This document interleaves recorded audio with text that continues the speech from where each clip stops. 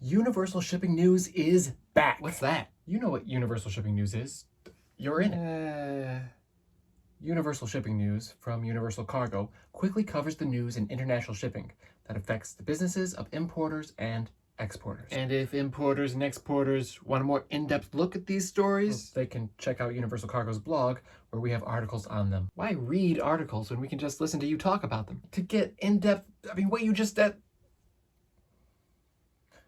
Weighing heavily right now on international shipping news are contract negotiations for the ILWU. The West Coast Dock Workers Union? Yes.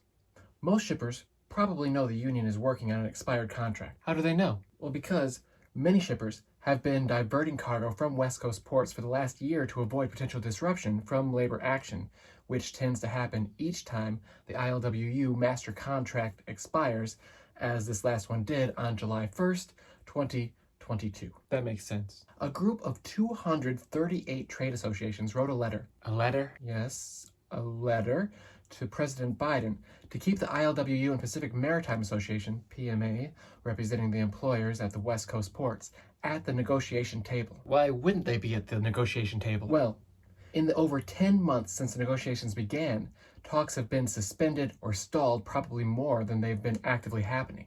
But just how likely is port disruption anyway? Just last week, Universal Cargo published a blog on disruption at the ports of Los Angeles and Long Beach from labor action from the ILWU. Were these the first labor disruptions during this round of negotiations? No, not at all, but reduced cargo volume from economic downturn and shippers diverting cargo from the West Coast have mitigated previous disruption. What happened this time? Well, you can read all about it in Universal Cargo's blog. I'd rather you told me. Okay, well, the PMA reported that the ILWU Local 13 members started refusing to stagger their lunch breaks, effectively halting operations at the ports for hour intervals twice a day. So, I like having lunch with friends. So, stopping operations at the ports twice a day, PMA says, has caused significant delays at terminals and backed up trucks into long queues at those terminals. Queues? Lines. Why not just say that like a normal American? Queue is a normal English word. English? As in England? Just prior to the ILWU port disruption news breaking, Universal Cargo posted a blog about dockworker negotiations now spanning coast to coast in North America. So negotiations are happening with the ILA on the East and Gulf Coast ports too. Yes, as well as negotiations happening with dockworker unions up in Canada. Then where can shippers move their goods free of labor disruption risk? Well, many shippers have just that worry.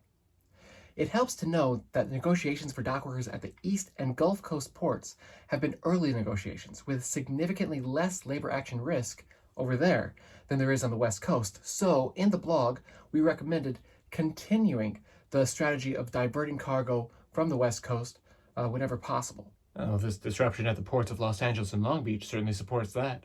Yeah, all the more reason to read Universal Cargo's blog at universalcargo.com, where you can find out more about all of these stories and take care of all of your international shipping needs. But reading?